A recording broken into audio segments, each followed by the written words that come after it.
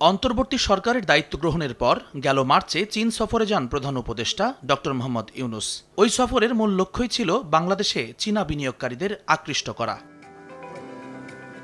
2 মাসের মাথায় 200 বিনিয়োগকারীর দল নিয়ে বেইজিং থেকে ঢাকায় হাজির চীনের বাণিজ্যমন্ত্রী ওয়াং ওয়েনতাও।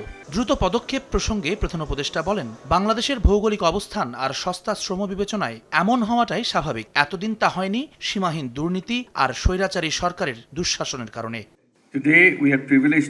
ভৌগোলিক অবস্থান কিংবা সহজলভ্য শ্রমবাজার সব মিলিয়ে বিনিয়োগের আদর্শ ক্ষেত্র বাংলাদেশ। তারপরও আমরা বিনিয়োগকারীদের আকৃষ্ট করতে ব্যর্থ হয়েছি।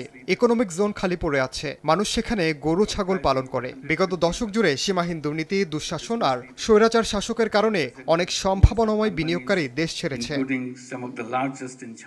দেশের অর্থনৈতিক টেকসই উন্নয়নে বিডা আর বেজাকে ঢেলে সাজিয়েছে অন্তর্বর্তী সরকার। বয়স 26-এর নিচে থাকা দেশের অর্ধেক জনশক্তিও প্রস্তুত আছে বিদেশি বিনিয়োগকারীদের তৈরি করা কর্মসংস্থান লুফে নিতে। তাই নতুন বাংলাদেশের সাক্ষী হতে চীনা ব্যবসায়ীদের প্রতি আহ্বান জানান ড ইউনূস।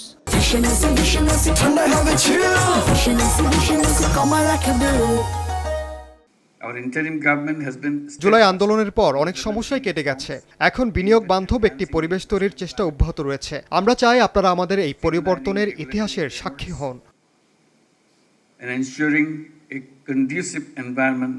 অন্যান্য শিল্পের পাশাপাশি পাট আর জামদানির মতো নিজস্ব পণ্যের ব্র্যান্ডিংয়েও জোর দেন প্রধান উপদেষ্টা।